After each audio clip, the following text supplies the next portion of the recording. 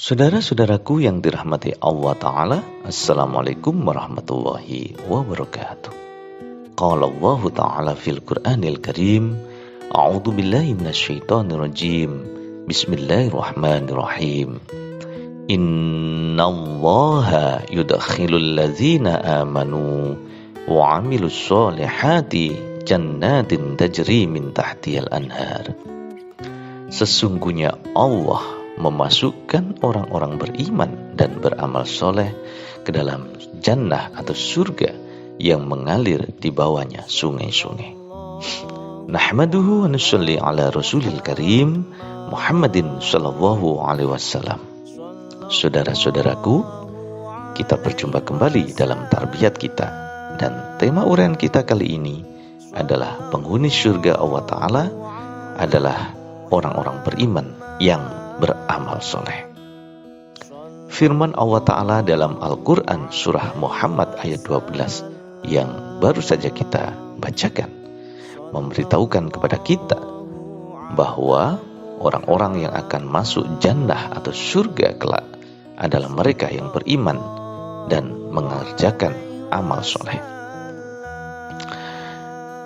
Orang-orang yang beriman dan mengerjakan amal soleh inilah yang dinanti-nantikan oleh Allah SWT di dalam surganya. Namun kita harus ingat, saudaraku, bahwa secara hakikat masuknya seseorang ke dalam surga itu hanya karena rahmat atau kasih sayang Allah Ta'ala semata. Sebagaimana Rasulullah SAW bersabda, An Jabirin qala sami'atun Nabi sallallahu alaihi wasallam yaqulu la yudkhilu ahadan minkum amaluhul jannata wa la yujiruhu minan nar wa la ana illa birahmatin minallah. Rawahu Muslim. Dari Jabir berkata, aku mendengar Nabi sallallahu alaihi wasallam bersabda, tidak seorang pun dari kalian yang dimasukkan surga oleh amalnya dan tidak juga diselamatkan dari neraka karenanya. Tidak juga aku kecuali karena rahmat dari Allah Ta'ala. Jadi jelas, saudara-saudaraku di sini, bahwa jika bukan karena kasih sayang Allah Ta'ala, bukan karena keridhaan Allah Ta'ala, maka seseorang tidak dapat masuk ke dalam surga Allah Ta'ala, walaupun seseorang itu beramal soleh yang begitu banyak. Bukan berarti seseorang yang beramal soleh seperti mengerjakan sholat, bersedekah dan yang lainnya itu sia-sia, bukan.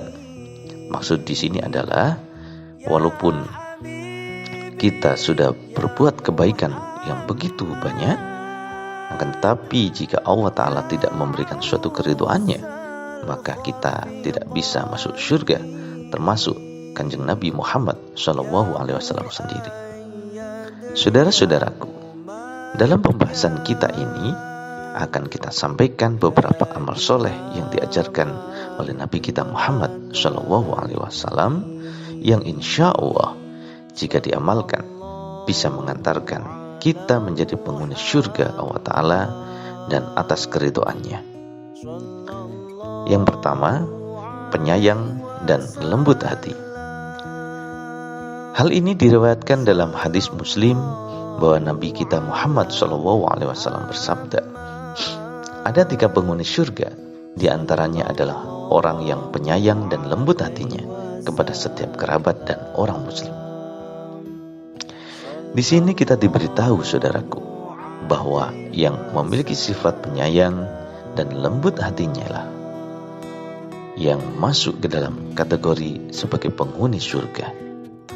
Orang-orang yang penyayang dan lembut hati bisa masuk surga karena diantaranya memiliki sifat santun, pemaaf, baik kepada siapapun, akhlaknya menyejukkan, selalu menjalin persaudaraan, menghindari permusuhan, bersikap rukun, tulus, serta memiliki kepedulian kepada sesama. Orang-orang seperti inilah di dalam Al-Quran Al-Karim disebut sebagai hamba-hamba Allah yang Maha Rahman, yang Maha Penyayang, yang selalu mengedepankan kedamaian, kesejukan, keramahan, kasih sayang, dan jauh dari sifat membenci. Allah Ta'ala berfirman, wa ibadur rahmanil ladina yamshuna 'alal ardi hauna wa idza khatabahumul jahiluna qalu salama.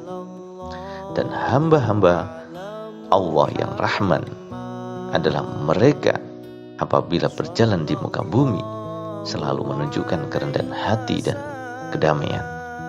Apabila ada orang-orang yang menghinanya dari kalangan orang-orang yang kurang berpengetahuan, mereka berlalu dengan damai, tenang, tidak membalas cacian atau hinaan tersebut.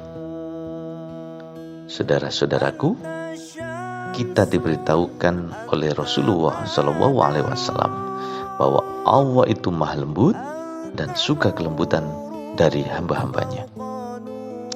Terkait hal ini, dalam suatu riwayat dari Hadrat Aisyah radhiyallahu anha bahwa Rasulullah SAW bersabda, "Wahai Aisyah, sesungguhnya Allah maha lembut dan menyukai kelembutan dalam segala urusan." Hadis riwayat Muslim. Sabda ini menarik untuk diperhatikan oleh kita, saudaraku, bahwa Allah menyukai kelembutan. Allah sangat menyukai keindahan budi pekerti seperti ini. Innallaha yuhibbul muhsinin. Sesungguhnya Allah mencintai orang-orang yang berbuat kebaikan, berbudi pekerti luhur, dan berkepribadian menawan, seperti suka berbuat kebaikan, ya, seperti orang-orang yang berbuat kelemah lembutan. Saudara-saudaraku, di antara contoh sahabat Nabi SAW yang memiliki kelembutan hati adalah Hadrat Al-Ahnaf bin Qais radhiyallahu an. Berikut kisah yang menarik untuk kita perhatikan. Al-Ahnaf bin Qais radhiyallahu an, salah seorang sahabat Nabi yang mulia. Beliau diberi gelar Abu Bahr, berasal dari Bani Tanim. Ia dipanggil Al-Ahnaf karena kecacatan di kakinya. Budi pekertinya yang lemah lembut adalah pantulan akhlak Nabi Karim SAW. Betapa harumnya nama Al-Ahnaf ini. Pernah diriwayatkan suatu hari ada seorang lelaki mencaci maki dan memperolok-olok Al-Ahnaf. Apa tindak balasnya?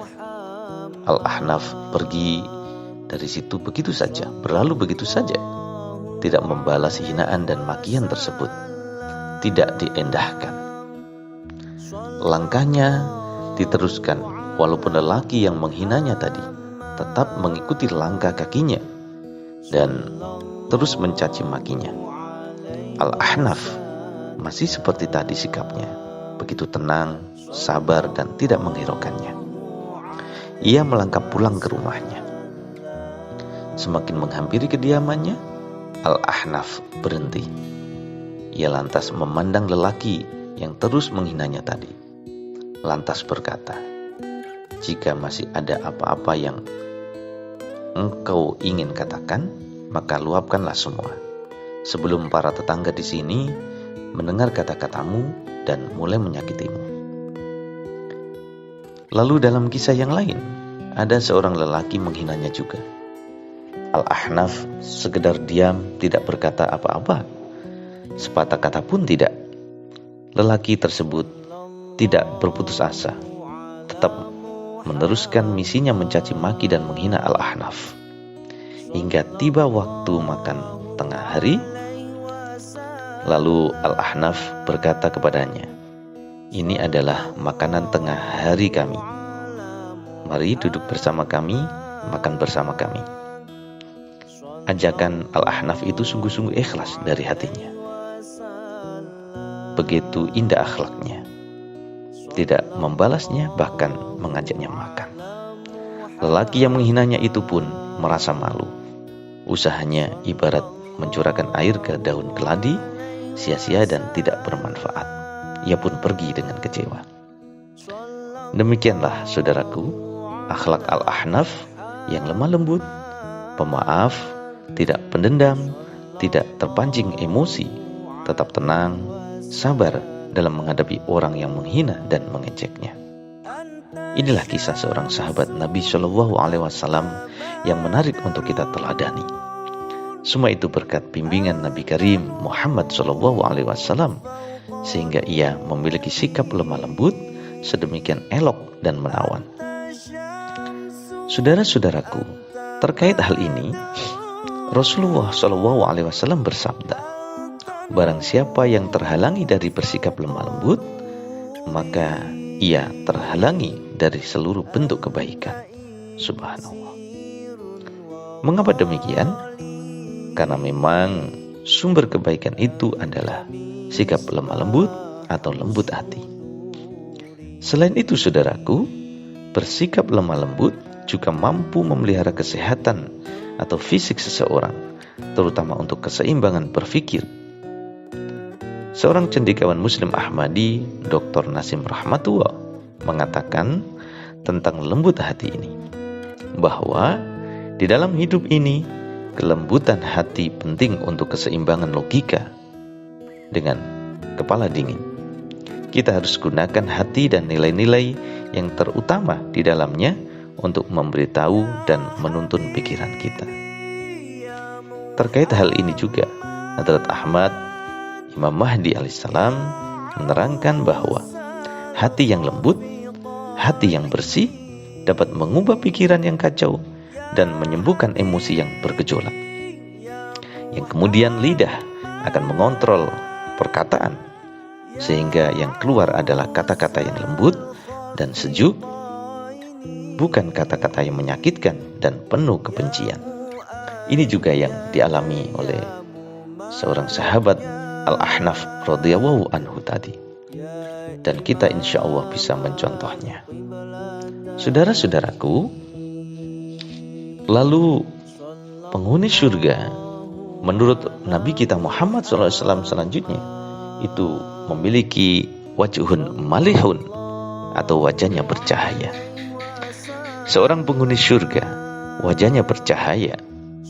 Maksud kalimat ini diantaranya wajahnya selalu berseri, matanya bersinar, ramah kepada siapapun, sehingga mereka simpati kepadanya. Di samping sifatnya yang lemah lembut, juga sangat tawadhu atau rendah hati. Wajah-wajah yang bersimbahkan kebahagiaan dan keceriaan lantaran selalu berbuat amal soleh.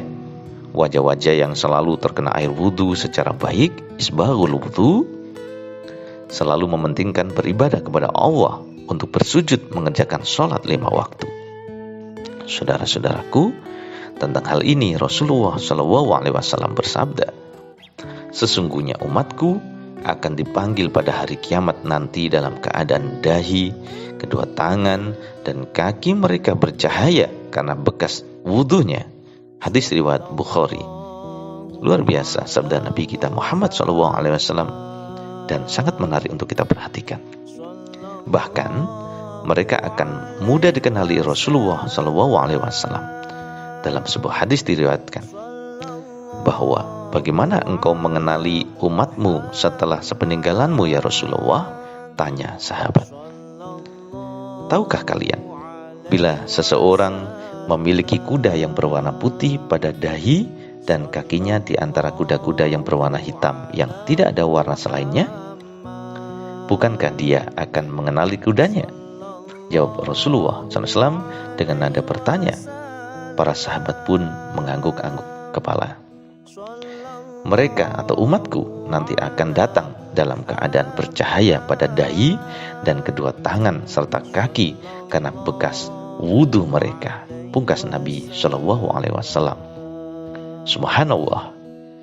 Segera bersih dan cahayakan wajah kita supaya tampil menawan, berwibawa, berharisma, baik lahir maupun batin, serta sangat mudah dikenali oleh Allah Ta'ala dan Rasulullah SAW kelak. Saudara-saudaraku, selain itu, wajah-wajah penghuni surga yang bercahaya karena selalu menghiasi hidupnya dengan senyum tulus, tidak menunjukkan kelemahan di hadapan orang lain, ghaddu basar, selalu menjaga pandangan kepada bukan muhrim, dan sebagainya. Wajah-wajahnya menunjukkan keterbukaan penuh keramahan, santun, selalu mau menyapa, serta berbuat baik kepada siapapun. Selain itu, saudaraku, mereka selalu menjaga sholat tahajudnya. Wal mustaghfirina bil ashar, selalu memohon ampunan di akhir malam.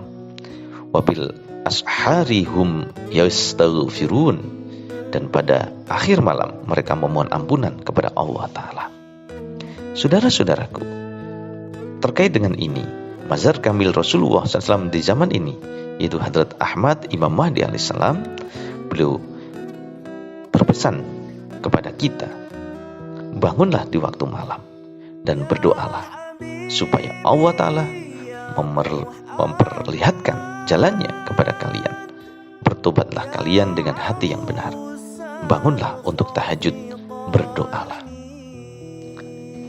Dengan amal ibadah inilah, saudara-saudaraku, kita akan terlihat berharisma, berwibawa, serta mendapatkan nur Allah Ta'ala. Semoga uraian bertema penghuni surga Allah Ta'ala adalah orang-orang beriman yang beramal soleh, bermanfaat bagi kita semua. Wa akhiru da'wana alhamdulillahi rabbil alamin, wa qur rabbighfir warham wa anta khairur rahimin. Assalamualaikum warahmatullahi wabarakatuh.